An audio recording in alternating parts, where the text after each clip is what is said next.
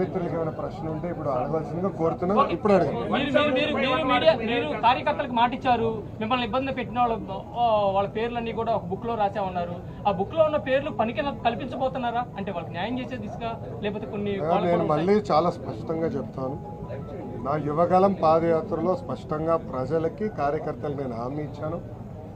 ఏ అధికారులు వైకాపా నాయకులైతే చట్టాన్ని ఉల్లంఘించి ప్రజల్ని తెలుగుదేశం పార్టీ కార్యకర్తలు ఇబ్బంది పెట్టారో వాళ్ళపైన ఎంక్వైరీ చేస్తాం. అధికారులకు సంబంధించిన విధంగా జ్యుడిషియల్ ఎంక్వైరీ చేస్తాం. ఎంక్వైరీ నివేదిక మేరకు సర్వీస్ నుంచి డిస్మిస్ చేసి జైలుకి పంపించడానికి కూడా నేను వెనకాడను అని ఆనాడు ప్రజలకి చెప్పా, కార్యకర్తలకు చెప్పా. అది ప్రజలు ఒప్పుకున్నారు. అందుకే ఈరోజు ఎప్పుడు లేని విధంగా మనకు మ్యాండేట్ వచ్చింది. తప్పనిసరిగా ఇచ్చిన మాట, ఇచ్చిన హామీ నేను నిలబెట్టుకుంటాను. నా నుంచి లబ్ధి పొందిన లబ్ధిదారులందరూ ఏమయ్యారు?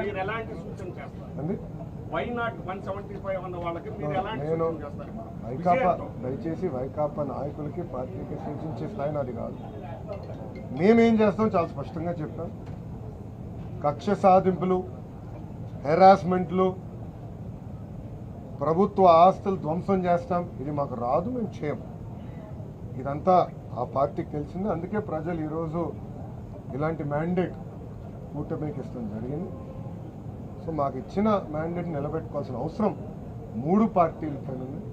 ఎందుకంటే ఆంధ్ర రాష్ట్ర చరిత్రలో ఎవరికి రాని మ్యాండేట్ మాకు వచ్చింది, ఎవరికి రాని మెజారిటీలు మాకు వచ్చినాయి. ఆ బాధ్యత మేము నిలబెట్టుకోవాలి. ఉందాతనంగా ప్రజలకి సేవ చేసే దిశగా మేము పనిచేస్తాం. ఇచ్చిన ప్రతి హామీ నిలబెట్టుకునే బాధ్యత మేము చేస్తాం. సార్, రాష్ట్ర చరిత్రలోనే మొదటిసారి మీ కుటుంబ సభ్యుల్ని టార్గెట్ చేసి అవహేళన చేసి వారి విషయంలో మీరు ఎలా ముందుకెళ్ళబోతున్నారు? ఇప్పుడు ఆనాడు శాసనసభ సాక్షిగా మా తల్లిని అవమానించారు. అది తట్టుకోలేక చంద్రబాబు నాయుడు గారు ఆనాడు శపథం కూడా చేశారు. మళ్ళీ ముఖ్యమంత్రిగా ఈ సభలో అడుగు పెడతానని ఆనాడు చెప్తాం జరిగింది. ప్రజలు అది గమనించారు. అందుకే ఇలాంటి మ్యాండేట్ మాకు ఇచ్చారు. మీరు ఈ ఎన్నికల ప్రచారంలో కానివ్వండి, గతంలో మేము అధికారంలో ఉన్నప్పుడు కానివ్వండి, ఎప్పుడు కుటుంబ సభ్యులు జోలికి వెళ్ళలేదు. వ్యక్తిగతంగా దొంగ కేసులు పెట్టి ఉన్న జైలుకి పంపించిన ఆలోచన మాకు లేదు, గతంలో లేదు, ఇప్పుడు కూడా లేదు. ఏమైనా తప్పులు చేస్తుంటే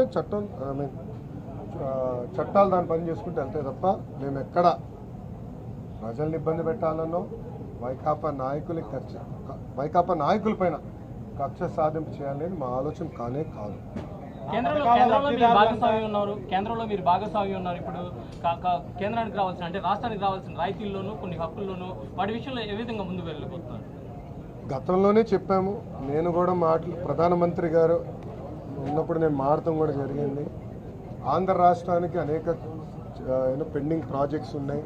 అదేవిధంగా విభజన చట్టంలో మనకు రావాల్సిన అనేక విషయాలపైన స్పష్టత రావాలి. మనకు హామీలు కూడా నిలబెట్టుకోవాల్సిన బాధ్యత కేంద్ర ప్రభుత్వం పైన ఉంది, రాష్ట్ర ప్రభుత్వాల పైన ఉంది. అమరావతి అవ్వచ్చు, పోలవరం అవ్వచ్చు, వెనుకబడిన జిల్లాల అభివృద్ధి కావచ్చు, ఇవన్నీ ఉన్నాయి. ఇవన్నీ కలిసికట్టుగా మేము ముందరికి వెళ్తాం. ఇవన్నీ గతంలోనే పొత్తులోకి వెళ్ళే ముందే వాళ్ళతో మాడాం, చర్చించాం, స్పష్టమైన హామీ వాళ్ళు ఇచ్చాం.